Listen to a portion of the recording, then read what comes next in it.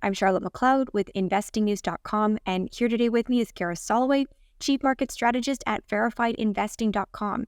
Thank you so much for joining me. Great to have you as always. Oh, thank you, Charlotte. It's so good to be here. Thank you. Really good to be catching up with you. And of course, I think we have to start with gold. So we're speaking at a pretty historic time for gold with new all-time highs in the books.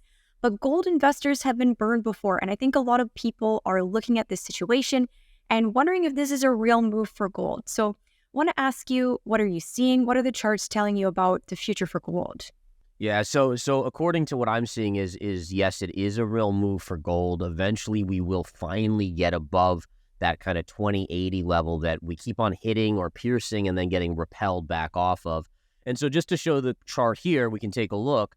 You know, here was that big move up where we took out and we had that quick little pop and then the reversal. You know, part of that, and people don't really understand this, but this move up was just when the futures opened on Sunday night, East Coast time.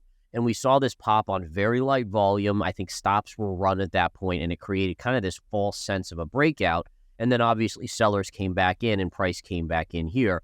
But again, notice how it stopped very quickly and we continue to make a low, higher low, and higher low, right? So that is bullish. The other thing to kind of keep an eye on, check this out. So if we zoom out, we have a very clear trend line right here, right? So if we draw that trend line across, this is a resistance trend line. This is your high, your previous high, the second hit of it, the third hit, and the fourth hit.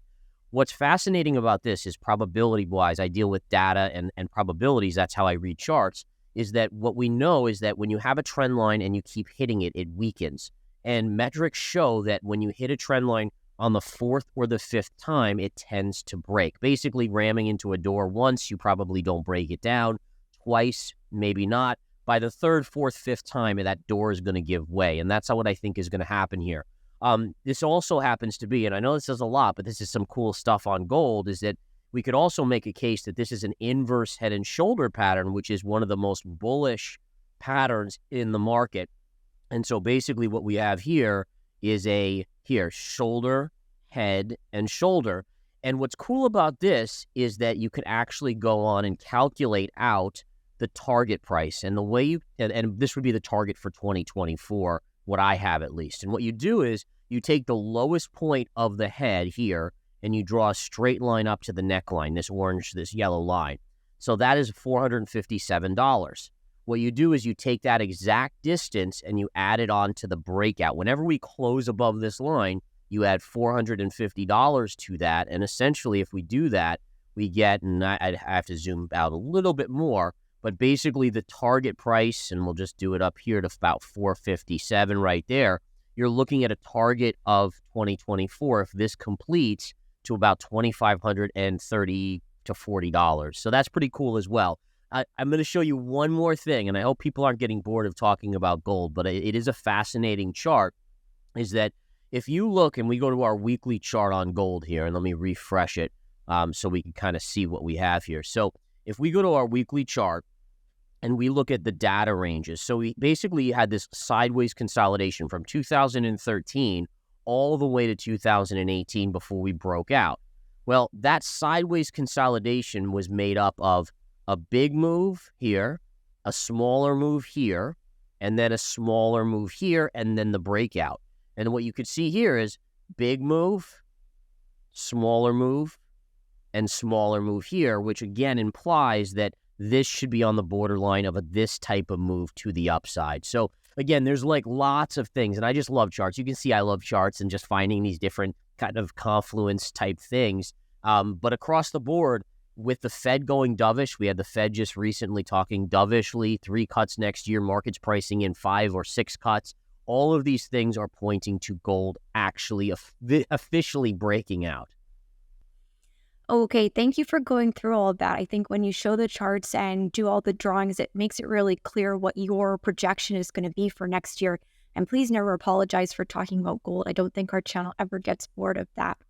So pretty clear outline of where gold could be headed next year. I also want to make sure that we touch on downside potential for gold. And the reason I ask that is just so that people know where might be a buying opportunity if you want to add to your holdings there on the way up. Yeah, so and you're right. That's always important because nothing goes straight up. So I think it's important for us to kind of say, okay, well, if gold pulled back to this level, would this be a good point? And what I would do is I would look at the longer term chart and maybe go back to 1999, right? To 2000. And what we could do is we can drag a trend line all the way up through these lows. And again, you could see how it comes right through this middle point, right through these lows, through this low, this low, this low, this low. And again, that is a sloping up trend line. So if by chance, we were to see a big pullback, and I don't think this will happen, but you would have epic support around 1500. Secondarily, what you would also be watching for, in my opinion, would be kind of these secondary points, which interestingly enough are also parallels. And parallels are something that are very, very important in charts. And we can even stretch this back here. But notice how this line is parallel with this line. So this gives us a support around 1685 as well. And again, I'm personally would be very surprised if we saw this type of pullback. Since considering interest rates are starting to come in, I think we're actually going to see uptick in inflation again in 2024, mid to late 2024. But if we did pull back to 1675, then down to 1500 and change, that would be just, load the boat kind of scenario. Okay, yeah, really good to go over that, and thanks for putting that into context. So we've looked at the charts. We also have to look at some of the macro events that are going to be influencing gold in 2024. And of course, you started to allude to what we just saw happen with the Fed, left rates unchanged at the latest meeting. And people are sounding pretty sure, of course, the Fed never makes any promises, but people are sounding like pretty sure this is going to be the top of the cycle. We're going to start going back down next year. So your outlook for the Fed in 2024, what can we expect to see there? Yeah, so I do think that, Jerome Powell was really clear. In fact, surprisingly dovish. I think it caught everyone off guard. We saw the reaction in gold, silver, even Bitcoin, and obviously stocks, dramatic move up in stocks. But I think there's two avenues to look at here. Number one is he's trying to front run the elections, meaning that he has to be careful to not get too involved with interest rate policy once we're within 3 or 4 months of the election. So if he's going to do stuff and talk about stuff and prepare the market, he has to do it in the first half of the year of 2024. Number two is the question I would say is he seeing something in the economy that has him concerned where he had to pivot faster to being more dovish than otherwise we would have expected. And then the last thing I would say too is that, Janet Yellen has been very vocal, very unusually vocal. You almost feel like you have two Federal Reserve chairmen out here, Janet Yellen and Jerome Powell. And we know that the U.S. has about 34 trillion of debt, and 7+ trillion of that is rolling over in the next year. And so if you think about it, is there some pressure being applied to say, hey, listen, we need to get rates down for 2024 from 5% where they were, because this debt will have to be refinanced essentially. And we can't, as a country, we cannot be paying 5% or more on this debt. It has to be lower or we're going to go bankrupt very, very quickly. So there's a lot of different angles here that, who knows which one it is, or maybe it's a combination of all of them. But I do think that the Fed is going to try to be more dovish. My bigger question, though, is, here you have a dovish Fed and CPI is still 3 to 3.5%. There's 3.5% inflation out there. With the stock market at or close, or some in this case of the Dow hitting new all-time highs, does this create another uptick in inflation, which we kind of saw in the 70s? And that, again, is something that the markets will have to come to the reckoning point of in some point in 2024. Yeah, and definitely I was going to ask for your updated thoughts on inflation, because I think you've been telling us, at least throughout this year, the closer you get to that 2% target, the stickier it gets. And it seemed like Powell this week made a comment saying, yeah, maybe at this point it does get a little bit harder to reduce it. So do you think, do they stick with that 2% target, which they have really been clinging to? Do they eventually let go of that? Any thoughts? Yeah, I think they let go of it. And in fact, I think yesterday in his statements, he did say something to the effects of somewhere in the 2s is now the goalpost, right? So it went from, it's got to be back to 2 or below, to now, 2 to 3 is okay. And I think he's seeing exactly the same thing. I mean, you have the U.S. debt where it is. Consumer credit card debt, by the way, is astronomical, well above $1 trillion now, more than any other time. And this is all debt that is interest rates affect. And so he's got to make that decision of saying, well, where is the acceptable level of inflation and where can we keep rates at so we don't totally crush people out there and crush the U.S. as well. And so, yeah, I do think the goalpost got moved. I'm not thrilled about it because I think these things were avoidable. There's no reason that the U.S. had to be in debt like we are. And I think it's also important to recognize that usually debts, like government debts, go up during recessions. We really haven't had a recession since 2008, 2009. I mean, you had the COVID collapse, but we recovered so quickly because of the stimulus. And to see about 34 trillion in debt during an expansionary period is freaking crazy. Because imagine, I mean, they're supposed to stimulate when we're in a recession, but we already have the debt up here. So this is a bed that we unfortunately all have to lay in. But it was really the doing of the government and the Fed. Yeah, and you're going in exactly the direction that I was hoping we could move to, which is recession. So we addressed that question when we last spoke back in the summer. And I think you said at the time, there's only the tiniest possibility of a soft landing. We talked a little bit about lagging effects in the economy. So I want to check in with you on recession because although we are continuing to get these soft landing calls, there's many things that you've been highlighting that show that doesn't maybe look very realistic. Yeah, and I think it's so important for people to understand is that and I'm someone who looks at the data, looks at the charts, and looks at history. History is a really good guide. They often say history doesn't repeat, but it often rhymes. And you go back to 2008, early in 2008, Ben Bernanke declared victory that there would be a soft landing and everything was going to be hunky-dory. And we kind of have had the same sort of scenario. In fact, you could argue that yesterday the Fed took a victory lap saying everything was fine. And realistically, there's no way in my mind. I mean, there's always a probability, right? I'm a probability statistics guy. So, maybe 10% chance they do achieve a soft landing or no landing at all. But my issue is is that the market is pricing in 150 basis point cut next year. There is no way, literally no way, the Fed is going to cut 150 basis points if we don't have a recession next year. If we have a soft or no landing, they're not cutting, maybe three, maybe just lowering a little if inflation continues to come down. So there's this disconnect going on in the system. And that's one of my big concerns about the stock market is that the stock market is saying, oh, we're getting, 5 rate cuts next year or 6 rate cuts next year. And we're going to have this, economy that's just perfect. Those don't go together. And again, if that occurred, if we saw those type of cuts, you would have to have some sort of negative recession. And again, you could see it. I mean, Hasbro laid off people recently.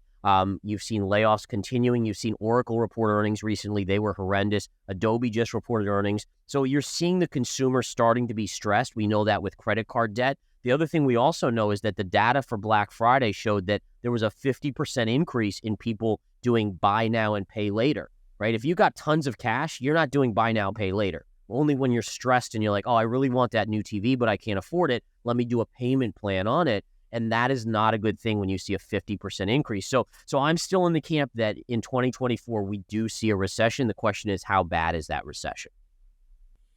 Right. And of course, we'll be checking in with you to see how that progresses. But yeah, it definitely seems like we're not going to get that happy times that the general market seems to be hoping for. So we're not quite at the end of 2023. We have a couple of weeks left, but I do want to check in because it's going to be our last time speaking this year about your calls for 2023. So when we spoke this time last year, I think you had gold as the best performing asset this year, outperforming Bitcoin and the S&P 500. Of course, that is not quite how things have shaken out. So want to ask you about that and, why did we see these differences from what you expected?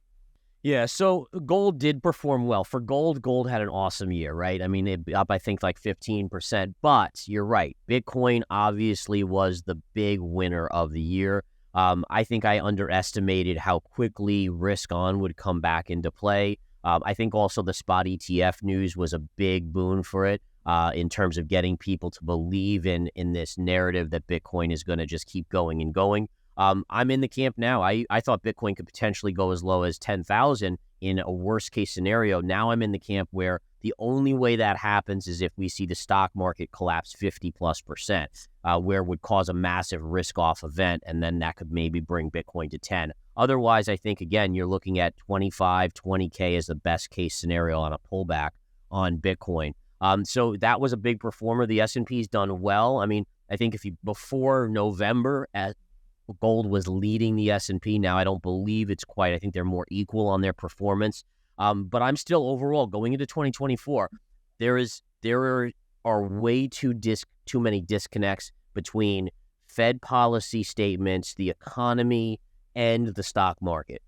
And I continue to be very bearish, and I do caution people to be very wary about these kind of narratives being spun that everything is going to be perfect. That's usually when something pops up. The VIX, for instance, is trading at multi-year lows, hasn't been seen since January of 2020, the last time the VIX was this low. And for those of you that don't know the VIX, it's basically a gauge of fear, and it's used as a contrarian indicator. When it gets low, people are they're not fearful, and so they take way too much risk. They don't think anything can go wrong, and that's when something goes wrong or surprises. And vice versa, when it's high, it means people are too fearful, which is usually the buy indicator. So there's a lot of kind of flashing signs out there that people still have to be careful of. But I'll be the first to admit that the markets overall, Bitcoin included, were very, very strong this year. And I think I underestimated the amount of money that was still in the system from COVID. I mean, sloshing around in there. Yes, the Fed tightened, but it certainly didn't tighten enough for the markets to see the drops that I thought were going to come.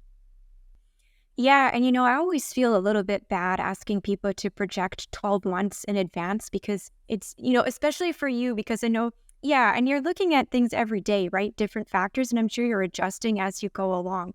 But nevertheless, if we look forward to 2024, what do you think will be the best performing assets? How do you think that plays out next year?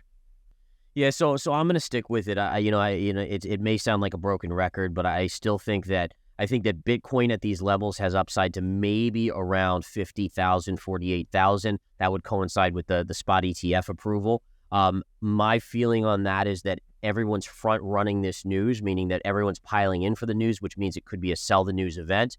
I'm in the camp that I do think that we do see a recession in 2024, and we also see inflation still sticking around 3%, maybe 2.8, maybe 3.1, but somewhere around there, which again is going to make the expectations for all these rate cuts very, very tricky, especially if we have a recession. Because again, it's all about, can the Fed cut rates enough to stimulate without causing inflation to surge back? And with all the money, and again, this is pretty incredible, but when COVID occurred, the money supply in the U.S. went up 40%. 40% increase in money supply. And we've only subtracted a small portion of that out via Fed tightening. And so there's still a lot of money in the system, but if that ever does kind of get taken out, then you do have the recipe for major downside on some of these stocks. So I'm going to go with gold again. Again, I don't know how much it'll be up. And like you said, it's hard to predict out 12 months. My most accurate calls are, 1 to 2 weeks out where the charts are just lining perfectly. But let's go with it. Gold all the way, baby. Okay, that's what we like to hear over here. So thank you for that.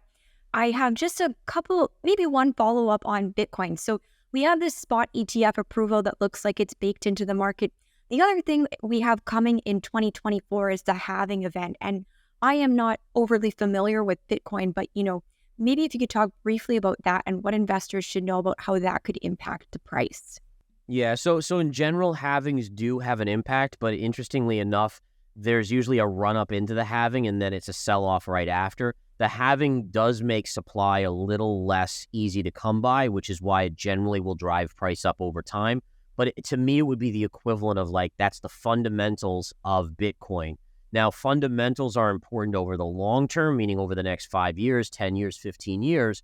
But in the short term, emotion rules. And so, again, if you start to see other factors coming in, bearish sentiment, fear about, asset bubbles and collapses, that will rule the day. And I think for more than anything, if you look at past halvings, there's usually a sell-off after, and then eventually it climbs back up, and slowly kind of the fundamentals take over. So for me, at least, I think, again, people are piling in partially for the spot ETF, but also for the halving. And then my guess is there's a sell-off after that, which will then slowly kind of grind back up. Okay, important for people to know next year for sure. And before I let you go, I want to check in on two commodities that we really like over here and we always want to hear about. So silver and uranium in 2024, if we're able to take a look at the charts for those ones and see where they may be going. Yeah, absolutely. So silver was just a beauty just the last few days. I do this game plan every morning at 9 o'clock in the morning live on YouTube. And this level, I was just harping on it, saying, guys, this down move way oversold in the near term on the daily chart of silver, and we're going to get a bounce. Now, I didn't guess we were going to get the size bounce we got yesterday on the Fed. That was huge. But for me, you're now kind of stuck underneath this downsloping trend line, right? So for me as a silver, analyst, I'm looking for price. We need price to basically break above 25.5. If it can break above 25.5, you've got some really good upside that I think next year could retest the $30 level. Again, we know that silver is partially industrial, so we have to monitor the economy as well. But I think overall, the store of safety aspect will take control if gold really breaks out as well. And so I do think you could hit $30 in the year coming in 2024. And then was it uranium you were curious about? Yes, of course. That is the last one. Yeah, so uranium honestly looks okay to me. You had this wedge pattern here, and we broke out. We kind of had little stopping points along the way. We still haven't hit the recent highs from 2021, but I do think it gets to eventually hit.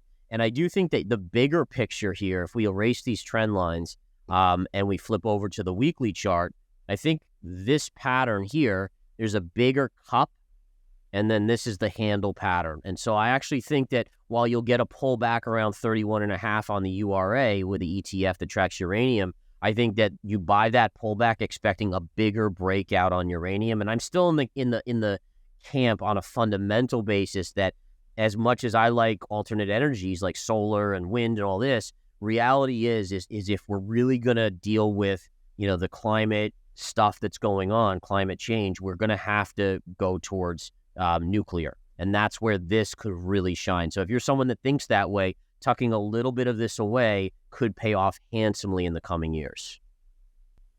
All right. Thank you for going over those two. Really good to look at the charts for them. Before I let you go, any final thoughts that you would share with investors as we finish up 2023 and head into the new year?